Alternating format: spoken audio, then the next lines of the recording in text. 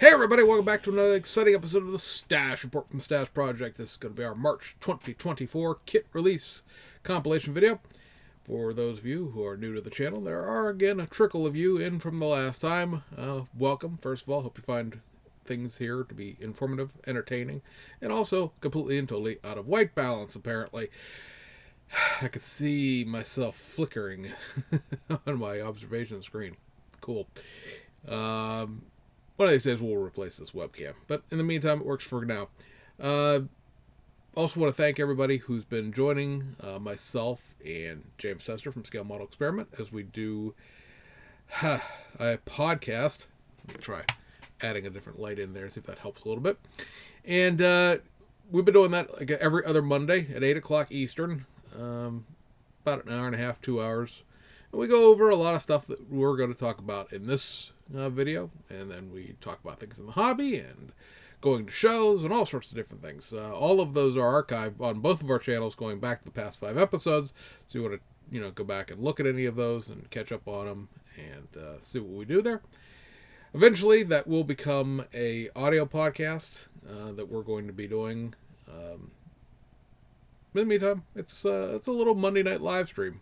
Again, every other week, so there'll be one coming up here on this upcoming Monday, which I believe is the 25th or so.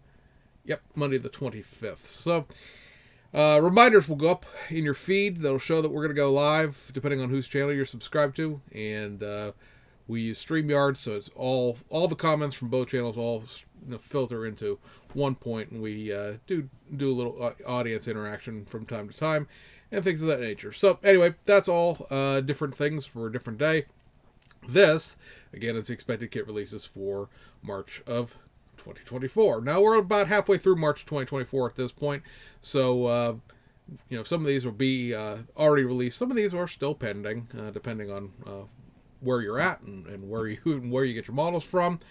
We got kit releases from Revel, Round 2, and Salvino's JR here on the domestic side, and then a few things out of the usual monthly suspects in Japan, Hasegawa, and Fujimi. So let's start at Revel, because they've got the biggest sort of clump here, and I'm straight up stealing this image from the folks over at Model Roundup. I don't actually deal with them, but I've never heard anything bad about them, so don't consider that to be an endorsement of their services, but I've never heard anything bad about them, so I just wanted to give credit to where I stole this image from. Anyway, there are 5 Revel kits that have been reissued. Now, these are all reissues. None of these are anything new other than the wheels to the 64 Impala, which we'll talk about in a second. So starting up on top of this stash of kits, you have a reissue of the 77 Jeep CJ7. This is the old monogram kit, 124 scale kit. It's been around for a while. It's not been out for about 10 years or so. And this doesn't have anything new about it except the decal sheet. You see you're getting the golden eagles there on the box art. There's also Renegade decals in there. I've seen some comments that the Renegade decals technically aren't correct for a 1977. They'd be like a 78 to 80.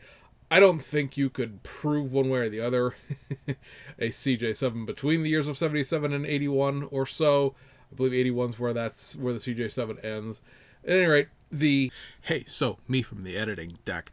I realized what I was saying here didn't sound quite right as I was listening back to it. And so I went back and looked, and the CJ7 was made for 11 years, from 77 to 86. The thing that I'm thinking of in this situation that ended in 1981 was the Golden Eagle package for this. Only existed from 77 to 80. The Renegade ran the whole length, and then in 81, the Laredo package took over the Golden Eagle. But, yeah, the real Jeep itself, it lasted for a couple more years. So before all the Jeep nerds fall out of the rafters and start screaming at me, I'm going to make that correction right here. Anyway, back to whatever I was blathering about. You're sort of arguing a moot point there. Either you care or you don't. I don't know that anyone other than Jeep aficionados would know that it's wrong.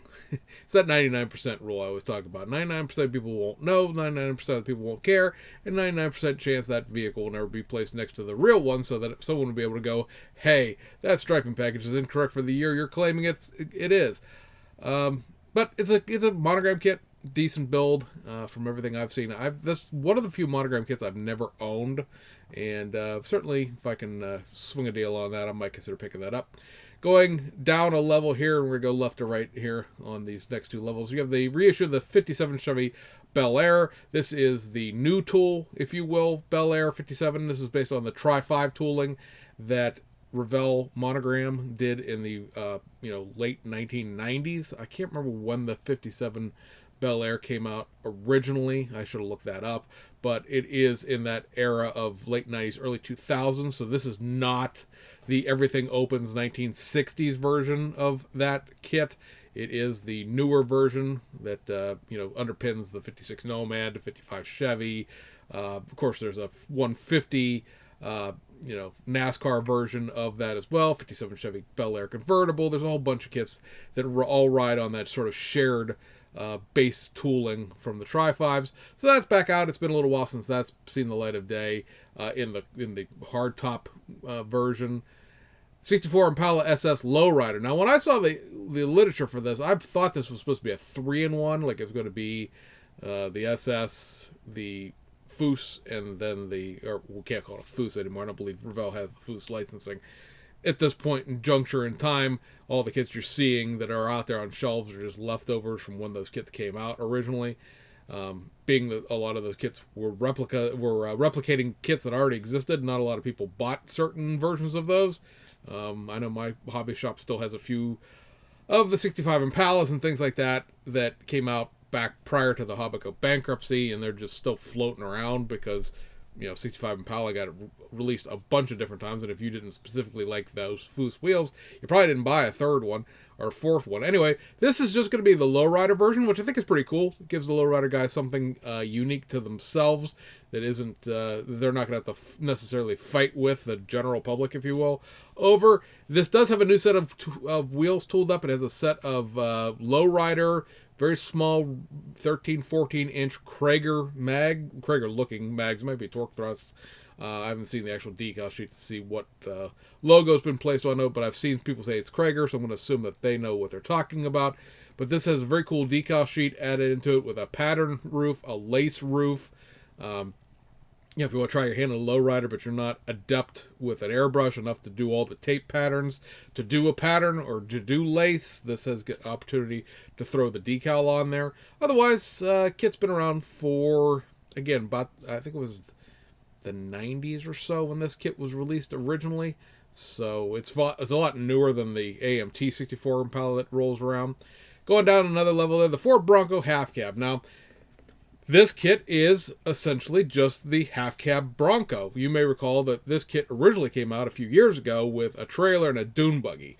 That got a lot of hemming and hawing from certain corners of the internet as far as people who didn't want the dune buggy and the trailer, and they just wanted to buy the kit, and it was 3 kits in one, and so it was too expensive, and blah-da-dee, blah-da-dee, blah-da-dee. So this solves that problem in the sense that it is just the Bronco half cab. Nothing new there other than I believe the decal sheet might be refreshened a little bit, since you're not printing all the decals for the trailer and the dune buggy with it. So there's that. And then lastly, you have a reissue of the 68 Pontiac Firebird 400. New decal sheet here being the only change from the last reissue of it. So again, another kit that's been 12, 14 years since this kit was out last. Doesn't necessarily mean you couldn't find them, because again, it was a kit that was released 2 or 3 times prior. There's a Foos boxing of it and things like that. So again, it's a kit that wasn't necessarily terribly hard to find, but it's a really nice kit of the 68 Firebird. And so, I actually sold my 2004 copy of it here recently to pick up a new one because fresh decals. The freshness of good decals. So that takes us over round 2. They have 2 kits coming out in March, and they are the semi-reissue, semi-new tool 68 Dodge Coronet RT. Now you recall, they've reissued a convertible version of this. So this is the hard top. And you're going to get a new body, obviously, because you obviously need a new body tool to make a hard top. And you're going to get hard top specific interior door panels, which is a big move away from what MPC would have offered you back in 1968, where not necessarily about this kit specifically, but a lot of times you got the interior for a convertible in a hardtop, or vice versa, depending on which one was released as a promo first, and they very rarely went back in and tooled up separate interiors for the differences between the two. But this, being a brand new tooling, based on the brand new tooling of the Coronet convertible, is going to, of course, have that corrected interior. So that's a very cool option. Everything else about this kit, chassis, drivetrain, the 20-piece Holloway trailer, and all that stuff, carries over from the convertible. So really, what you're looking at, again, here is body and interior being the specifically new pieces here. This is the kit that I was waiting for. Certainly will be one that I will be picking up in the near future once it is officially in the stores. And yeah, I mean, I know that, again, the reimagining of vintage kits, the way that Round 2 is doing it, doesn't necessarily stroke everyone's goat the same way. A lot of people would like these to be state-of-the-art tooling, and in the, you know, I could see that point. I would like that too. However, I also accept the realities of 3D scanning the old ones and tweaking them and making them better is a far more affordable proposition for Round 2 than going ahead and creating these from scratch. Another couple of things, if you haven't seen, like, again, Overscale Model Experiment, he did a white glue buildup of the convertible. You know, you've got separate headlights, separate taillights, a whole bunch of different little bits and bobs that make this a lot better than the original 1968 kit. The other kit you're going to get out of Round 2 this month is another sort of modified reissue, and that's the 2021 Dodge Charger Pursuit. So this is the law enforcement version of the Dodge Charger, brand new tool that they put out last year. Basically, what you're going to get here are police parts. The kit itself is effectively the same. It is the, same kit, contents entirely, other than the addition of the wheels, the push bumper, the sirens, the spotlights, the light rack, all of the computer equipment inside, the MDT, the center console, and all that sort of stuff. As a law enforcement builder and a law enforcement guy on the outside of the hobby, the only thing about this kit that sort of drives me just a little bit crazy, and I realize I'm picking some nits here and 95% of you won't care, is that those wheels and the alternate wheels that are included in this kit are specifically the all-wheel drive wheels. Those Steelies that are on here, and then they give you the set of dress hubcaps that go with them, are for all-wheel drive. Now, there is such a thing as a Hemi all-wheel drive police car. A lot of people say, oh, that's not a thing. No, civilians, it's not a thing. Civilians couldn't buy all-wheel drive Hemi Chargers after 2018, I believe it was. But law enforcement has always been available upright until 2023. 2023, there were no more all-wheel drive Hemi Chargers. You had to get the 3.6 Pentastar to get the all-wheel drive. So technically, this is a viable thing. California Highway Patrol does have a limited number of all-wheel drive Chargers, so this decal scheme works, and it is licensed by CHP. But the tooling has not been updated to actually put the all-wheel drive parts in the front. Argumentatively speaking, you probably wouldn't be able to see a lot of it underneath of the covers and things like that. But, yeah, technically these aren't the right wheels for this car. There is the theory in the offing, if they get licensing from another law enforcement department, maybe Ohio, or another state that uses rear-wheel drive Hemi Chargers, that perhaps they will reissue this kit in the future with a different set of decals, a slightly different set of police equipment, and, with the correct rear-wheel drive wheels, which would give you the option to build pretty much any Dodge Charger you would see on the road. You're not going to, from a distance, be able to tell the difference between the V6 and the Hemi. You'd have to be up close and personal to notice the differences between the two of them. And there were something in the neighborhood of about 32 state police departments out of the 49, because technically Hawaii doesn't have a state police, that used Chargers at some point in time between when this body style came in 2016 or 2016 and 2023. This Charger specifically is, again, 2021 to 23. But, there's a variety of different things. Pennsylvania State Police just got these in 2023 trim. So, yeah, it's something I could, if someone makes some new decals for it, I'd like to do as the local law, as it were. Because technically here where I'm at, we don't have a police department. We're outside of a couple of places that do. And so, yeah, we're covered by PSP here. All right, so over Salvino's, the kit of the month, the one that everybody got, the vintage kit, is this one right here, the Kyle Petty 1983 Pontiac Grand Prix. Kind of a unique kit here. This particular car was only offered once by AMT back in 1983. The AMT Grand Prix is a weirdly misshapen old NASCAR kit. Couldn't recommend you actually purchase one of those. If you ever want to see what one of those looks like, just Google, 7-Eleven Kyle Petty Grand Prix AMT, and you'll see they've used a real kit on the box art, and it is probably one of the more unappealing things you would ever be asked to purchase. This version is going to be the 124 scale monogram kit, of course, and the decals have been done by Cartograph, and all of the decals are included as colors. So it is separated out, so the things that are on the orange part or the rear end are separate. They're not integrated into that decal. That decal does exist as a sort of a wrap of the back end, so if you wanted to use the decals, you certainly can.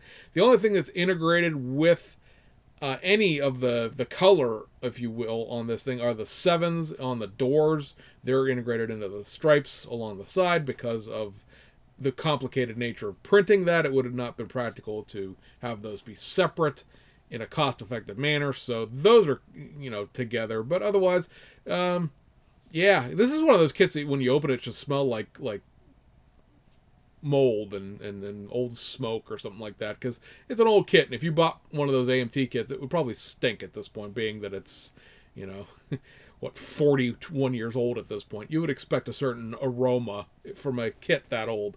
You're not going to get that out of this one. It's going to smell like fresh plastic. 2 add-on kits of the next-gen variety also this month. Austin Dillon's 2024 Bass Pro Shop Club Camaro, as well as the Kyle Busch car for this year in the Cheddar's restaurant livery. So that covers the RCR contract for 2024. To see if either one of those liveries actually wins anything in terms of during the season. Maybe not. We'll see what happens there. And that'll take us overseas to Japan, where again we have kits from Fujimi, we have kits from Hasegawa, and we have one lonely release from Aoshima. Now this is just a reissue, but it is being put into the Tune Model Car lineup for the first time in the new boxing of the Tune Model Car lineup.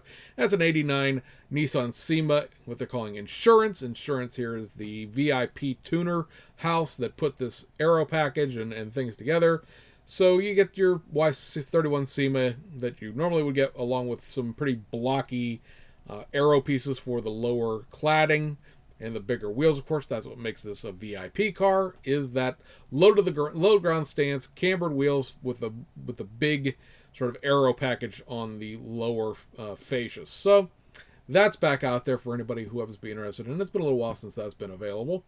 And then over at Fujimi, we still have one of these that doesn't have box art, but we'll deal with that. And that is a reissue of their Mitsubishi Evo Lancer 7 in a Advan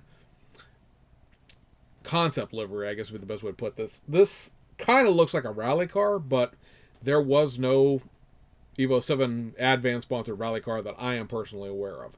I've looked around to double check, make sure. This, again, looks like a rally car, looks like a tuning car kind of thing, but the Evo 7s never ran in any kind of tuning car racing series. So this is just sort of a Advan, again, concept livery. Advan livery, can't go wrong with it. Everybody loves the Advan livery, the black and white with the black and red, with the with the white printing for all the Advan Pia stuff on here. Molded in red. Their Evo 3 through Evo 9s are kind of weird in the sense that they're basically all the same. They all have the same chassis. They all have the same interior tub. This one's molded in red, if you can't tell in the background there. And it has a metal axle in the back. It's kind of simplified, and again, it's a lot of that's because it's based on the Evo 3 that was released obviously first out of all of the subsequent Lancers that came after it. And they just added things to it, we tooled up a new dashboard when the dashboard changed, and we tooled up a new exhaust system when the exhaust system changed. They're kind of limited in that sense, but it's a conversation piece if nothing else. Then you get a reissue of the Honda Prelude 2.0 SI in what is known as the High Society trim. You may recall that the Prelude was just reissued not too terribly long ago, like a couple of months ago, in a different boxing.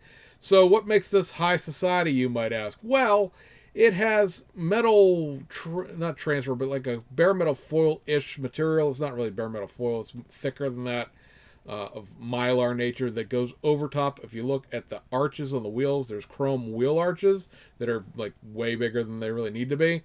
And then this car also comes with lower body cladding that comes in a weird rubbery self-adhesive backed sheet. I'll show you the instructions here. You get these two big chunks. They look like sticks of chewing gum. And then you have to cut them to fit the car. They are not pre-fitted. They do give you a template, as you see there in the bottom right, as to how to cut it so that, the door panel is still, opening at the bottom and stuff like that.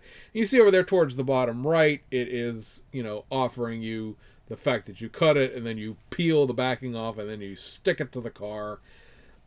This was a whole series. There's a whole bunch of these were done back in the 90s by Fujimi. I don't get it. I don't get it. Like, the Prelude is a kind of a mediocre kit anyway because it's based on an old motorized chassis. It does offer right-hand drive, left-hand drive, so if you want to build a US spec Prelude, you technically can. But this edition isn't this is like addition by subtraction. The other one had a different set of wheels, like a BBS set of wheels, so if you wanted like Honda wheels, you need this kit for that, but other than that, pass. Then you get a reissue of their Honda S800 M.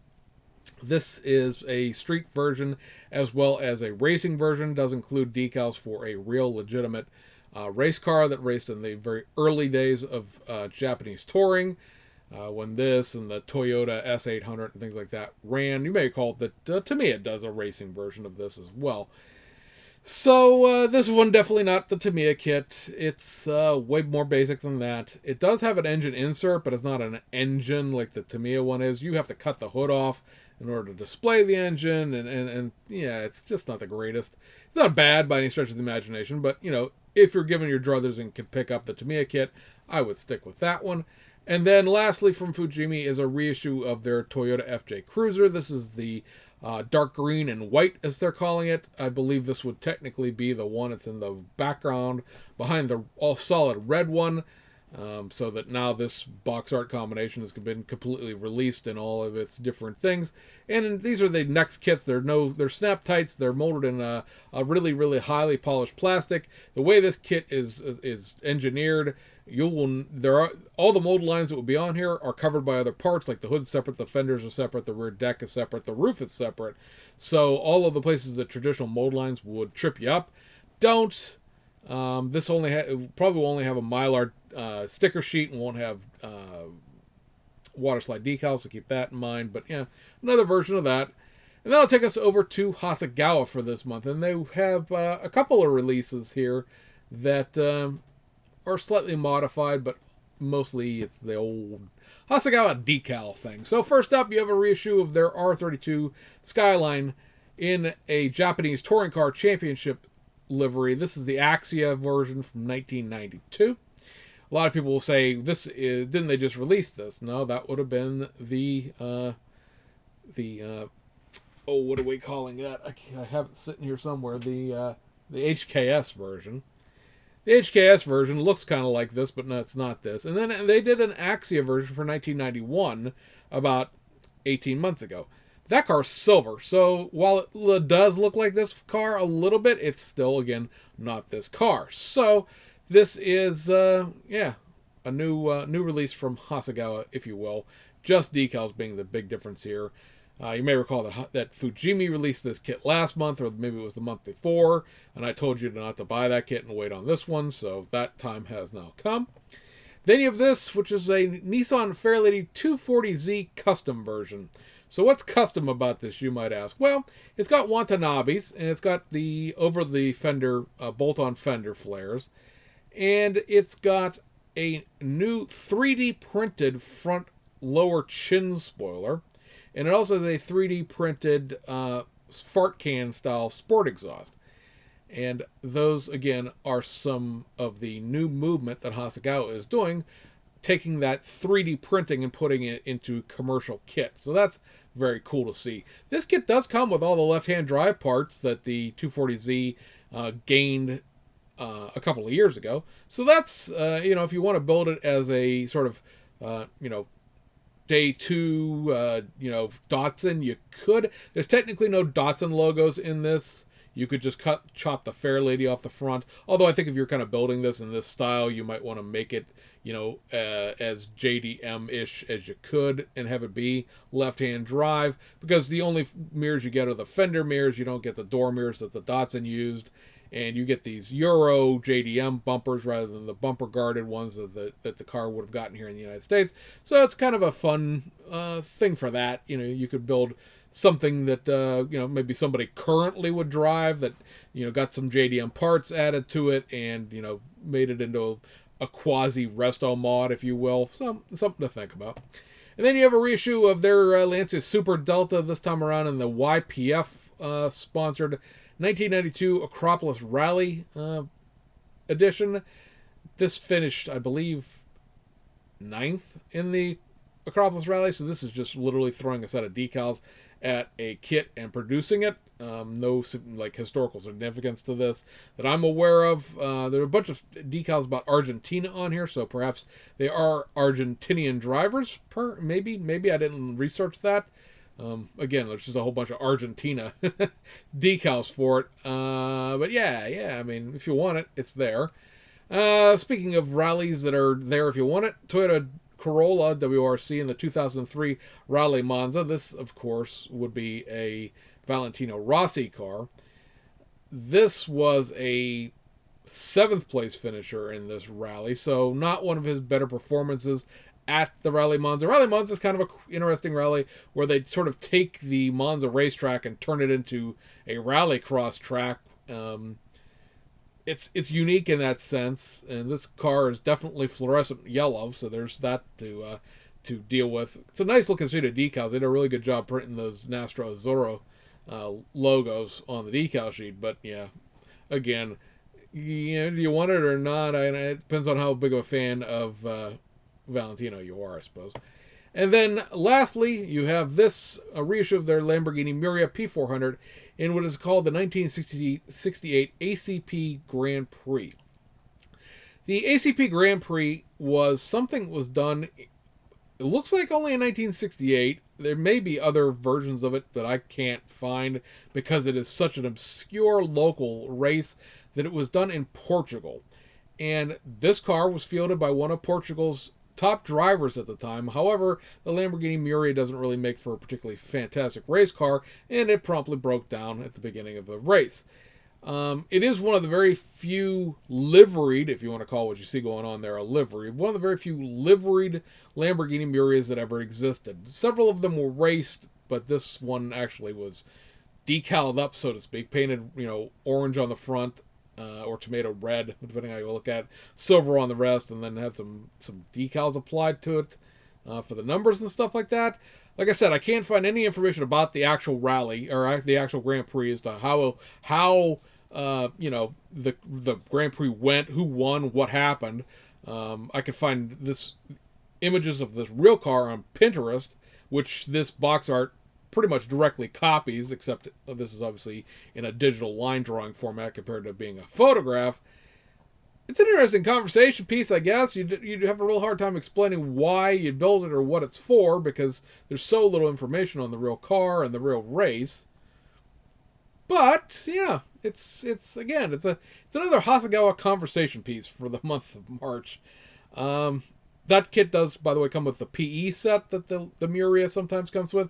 So all the hood slats are separate, all of the eyebrows, if you will, eyelashes around the headlights are separate, and things of that nature. So lots of PE work to be done in that kit, should you be so inclined to purchase one. So anyway, guys, that's it for this month. A little light because, of course, it was Chinese New Year, and that always makes March a little on the dry side, but we did have a few things come out. A couple of those things still haven't actually been released yet, even at the time of you receiving this video.